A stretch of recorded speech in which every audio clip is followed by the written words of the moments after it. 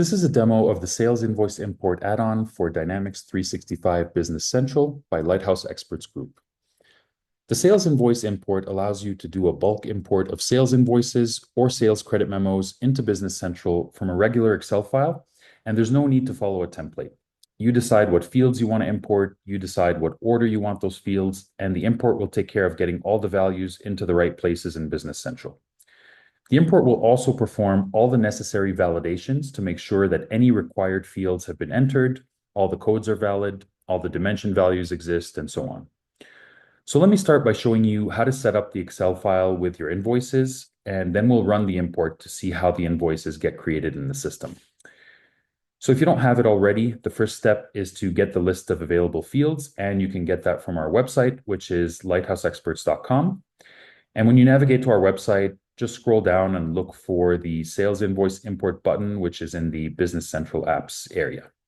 And if you click on that button, it'll take you to a page where you'll see instructions and more information related to everything I'm going to show you today. But for now, the only thing we need is the list of available fields. So you can get that by clicking on this link here. And when you click on the link, it'll open up a shared Google Drive folder. And you don't need a Google account to be able to access this. All you need to do is hit the download button on that file. And once the file is downloaded, you'll just go ahead and open it.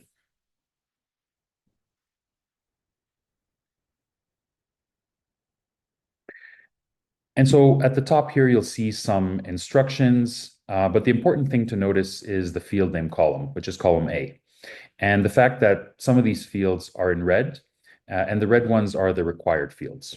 So the first column in this file will have all the available field names that you can use in your import. I don't expect that you'll use all of them. The second column tells you if it's a header field or a line field. So when it gets into Business Central, there's a header area for the sales invoice and there's an area with the lines. This just tells you which area that field happens to be in.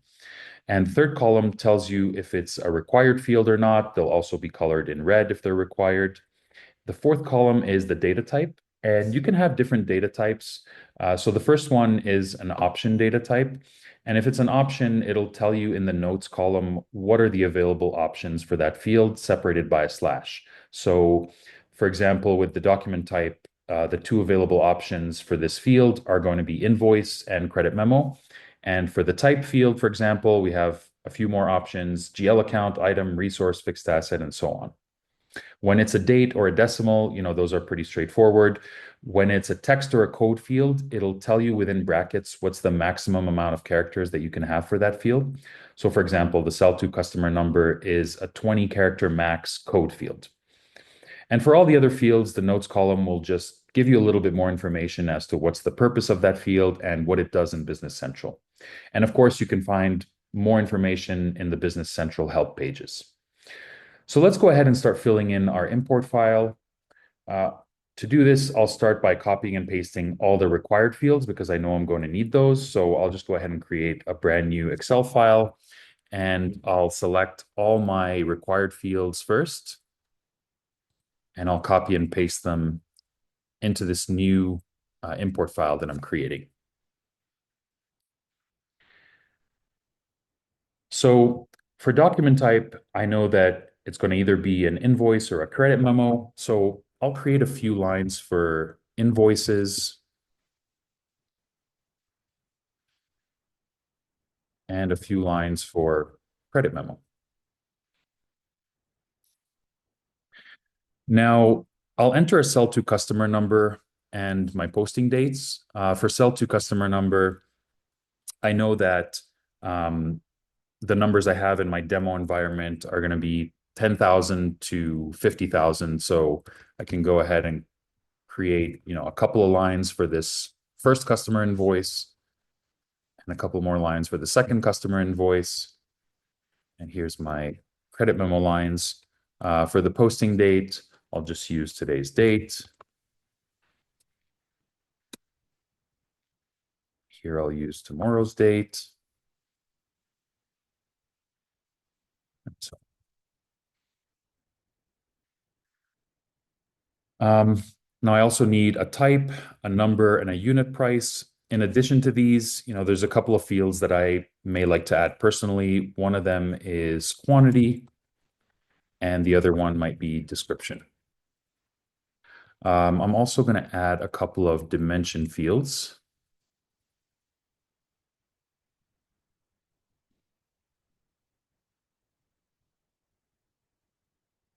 Okay, and one thing to be careful for here is if you're typing in the header names, just like I did, I just want to make sure that they match exactly what's in the field name list over here.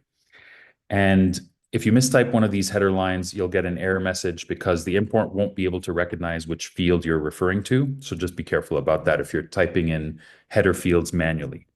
And then in terms of, dimensions, like I said, there's going to be dimension codes 1 to 8 that are available to you. And these are the same dimensions that are in your general ledger setup. So if you go to your general ledger setup, you can see what dimensions are set up as shortcut dimensions. I'll go ahead and do that just so you see what it looks like. So in my case, I have department and customer group as shortcut dimensions 1 and 2. Um, and so if when we go back to the file, let me switch back here. Because these are department and customer group, I don't have to use shortcut dimension 1 and 2 code. I can type them in as per the name of the dimension or the code for the dimension itself. So, and it doesn't have to be capitalized. Capitalization doesn't matter as long as it's typed in correctly. So again, I could use department here if I want to. I could use shortcut dimension 2 code. Any of those will be fine. So let's continue filling this in. So, like I said, in this demo database, I have a few of these customer numbers that I know exist. I put in the posting date. Another important thing to note is that I'm grouping all my lines for the same invoices together. And you have to do this because whenever the sell to customer number changes or the posting date changes, that's how the import knows to create a new document. So for example, if this is my first invoice and this is my second invoice, the import will actually go through these lines one by one, importing them individually. And then once it sees that your sell to customer number changes or your posting date changes, then it knows, hey, I need to go ahead and create a new document. And now this line is going to be the first line on the second invoice. And then, obviously here it's also switching document types, but it also knows here to switch to creating a credit memo. So that's how it detects that there's a change and there's a new document that needs to be created. And that's why it's important that all your lines that belong on the same invoice need to be together. And so now for the type, this could be GL account, item, fixed asset, and so on. I'm just going to use GL account to keep it simple. And I'll use that all the way down. The number field relates to whatever type you've selected in here. So for GL account, it's an account from the chart of accounts. And there's a couple of numbers that I know I can use here that are part of my demo database.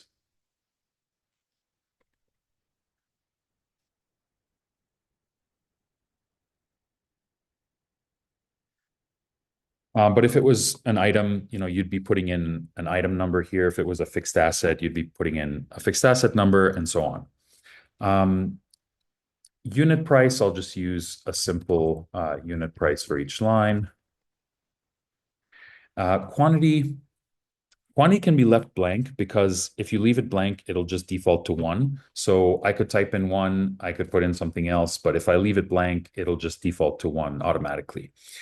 The description is optional because if you leave it blank, it'll actually default from the description of the account. So in this case, if I don't put in a description, it'll default the GL account name for this account into the description field. Or similarly, if you have a fixed asset or an item, you'll get by default the fixed asset description or the item description and so on. And of course, if you have your own description, you can type it in. So I'll just type in a few of these. And once you type in a description, that would override whatever default the system would have put in there if you had left it blank. Now, for department and customer group, these can be any available dimension values for that dimension code. So for department, I know I have administration, sales, fraud, and of course you can leave it blank if you want to. And then customer group is large, medium, small, and of course, you can leave it blank as well. So again, this is just my personal template that I've created, but each individual user will decide which fields are relevant to them, which fields they want to use in their import, and they can choose the ordering of the fields in their files as well. So for example, if I don't like the description over here, I can put it over here, and I can move the fields around into any order I want, really. I usually recommend keeping the header fields on the left and then keeping all your line fields together at a minimum. Just makes it easier to read. There's no technical restriction that forces me to do that. It's just I find it easier when you're entering the lines to have all the header fields on the left together and all the line fields together on the right. What that also means is that different users can use different layouts, or the same user can actually set up different templates depending on the types of invoices they want to import. So, for example, maybe certain types of invoices, I might need my own description and a quantity, whereas, maybe on other types of invoices, I don't need those fields. So I can just leave them off. And in this way, I can actually maintain multiple templates for different types of invoices depending on what works best for me. And this allows you to focus on the fields that are relevant to you in your import file without worrying about all the additional fields on the Business Central application.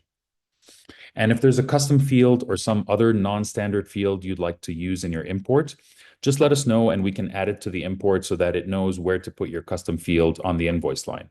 So for example, British localizations have VAT fields that exist on the lines that don't exist in other localizations. And it could also be a custom field from a partner or an extension that you've installed. And so if that's the case, we can add those to your import template so that you can use them as regular fields, just like you could with, any of the base fields that you have included in the standard template. So now that we have our import file filled in, let's go ahead and run the import in Business Central. So I'll go ahead and save this first. I'll just save it as book one. And then you got to make sure to close out of the file. And then once we hop back into Business Central, we can just use this magnifying glass and type in sales invoice import. And then I have to click this ellipsis button to select the Excel file that I've created. So I'll just go ahead and select that, and then I'll press OK. And now it's showing you the invoice number that it's importing as it's importing them. Once everything's been imported, it'll tell you the number of lines that was imported. So it says import successful, 6 lines imported. And this just corresponds to the 6 lines that we created in our import file. So I'll hit OK. And then if I hop over to the sales invoice list,